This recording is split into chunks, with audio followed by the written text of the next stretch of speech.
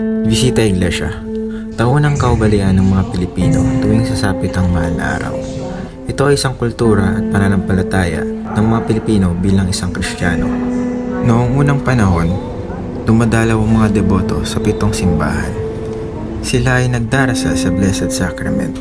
Sinasabing ito rin ay nagumpisa sa Roma, kung saan sila ay bumibisita sa 7 Roman Basilica upang pagnilayan ang pagpapakahirap at kamatayan ng ating Panginoong Hesukristo.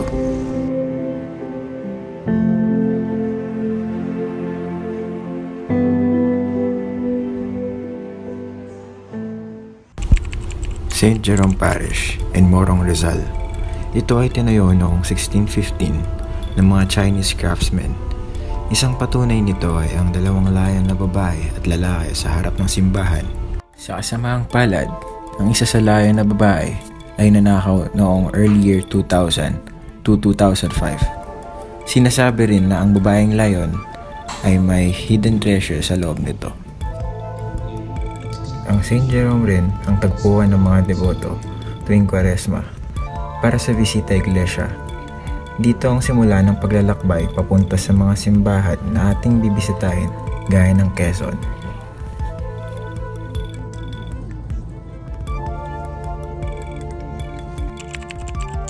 Our Lady of Angels at Timonan. Ito ay tinatag noong taong 1640, kung kaya't ngayon ito ay 380 taon ng kasaysayan para sa mga deboto ng Atipunan. Ang arkitektura nito ang nagpapakita ng kasaysayan at kahalagahan nito sa komunidad. Sa loob ng simbahan na ito, makikita ang imahe ng Birhen ng mga Anghel na pangunahing patron ng parokya. Sa harap ng simbahan, makikita ang iskong bahay monumento. Sa gilid ng simbahan naman, ang 7 anghel na si San Gabriel, San Rafael, San Uriel, San Siltel, San Judiel at San Barquel.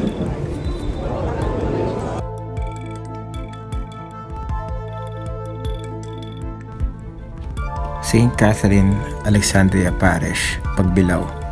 Ang simbahan na ito ay tinatag noong 1685. Itinayo ang simbahan sa kasalukuyang tayo ng bayan sa patnubay ng Santa Catalina de Alexandria noong 1730. Padre Francisco Xavier de Toledo, Padre Victorino Peralilla, 1945. Padre Eugenio Gomez at nawasak ang liberasyon sa pangangasiwa ni Padre Vicente Orlanga noong 1954. Hindi mahirap hanapin ang simbahan na ito dahil sa harap ng municipal building sa sentro ng Pagbilao lamang ito nakatayo. Sa dami ng namahala sa simbahan, ay patuloy pa din itong dinarayo ng mga deboto para sa Visita Iglesia.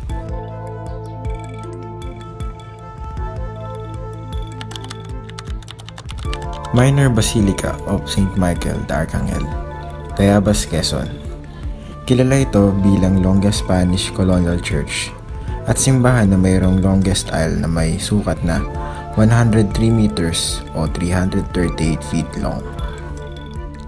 Itinayo ito na hugi-susi kung kaya tinatawag ito ng mga lokal na Susi ng Tayabas o Key of Tayabas. Original na itinayo ito na may katutubong materyales na ginagamit din sa bayan na ito. Maraming ribulto ang makikita dito. Isa itong paghahanda para sa darating na Kwaresma na dahilan ng pagbisita ng mga deboto sa iba't ibang probinsya.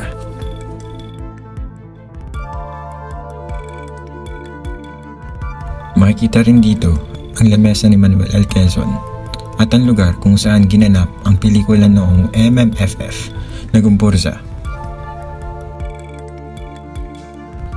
Ayon sa mga lokal ay noong World War II ay sa kasagsagan ng kaguluhan ay umilaw ang krus ng simbahan.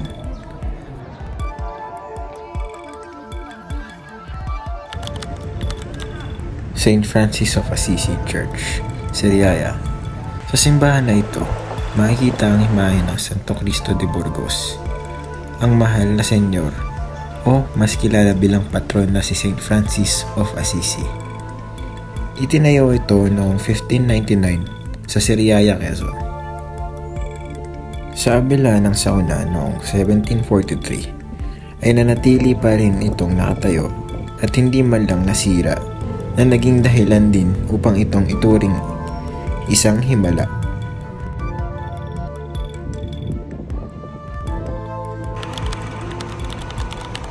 San Pedro Bautista Parish, Candelaria. Ang simbahan ng Candelaria ay isa sa matatandang simbahan na naitayo ng mga paring Franciscong Castilla. Nagsimula ito sa isang maliit na kapilya na yari sa Cogon. 1884 nang ilahad ang pagtatalaga sa una nitong kura na si P. Apolinario Villafuerte. Noong 1927 ay binasbasan nito ng mga Hapon, kung saan may pari itong sinunog na si P. Raimundo Esquelet kasama ang simbahan. Sa trahedya na sinapit ng simbahan ay pilit pa din itong tinatayo ng mga ating mga kababayan na Kristiyano dahil sa labis na pananampalataya nila dito. St. John the Baptist Parish, Chao. Kilala ang simbahan na ito dahil sa kanyang Spanish-era architecture na may neo-Gothic design.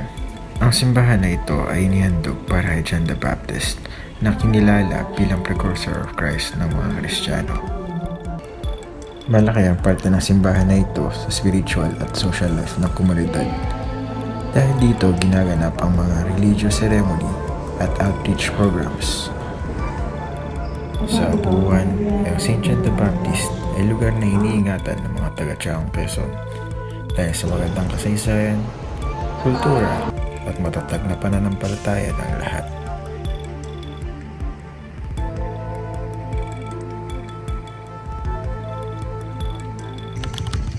Our Lady of Sorrows, Dolores, Quezon. Ito ang huling istasyon ng bisita. Nakatayo sa Dolores, Quezon ang simbahan na ito.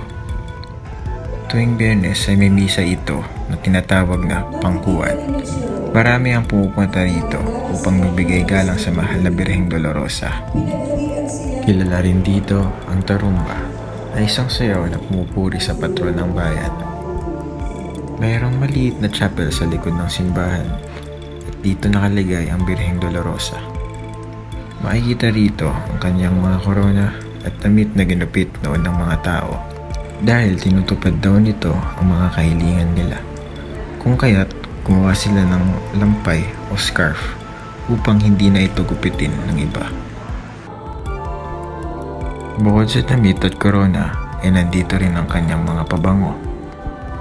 Kung kaya't kung maaamoy mo ang birhen ay sadyang napakabango ng halimuyak nito. Dito na matatapos ang bisita iglesia.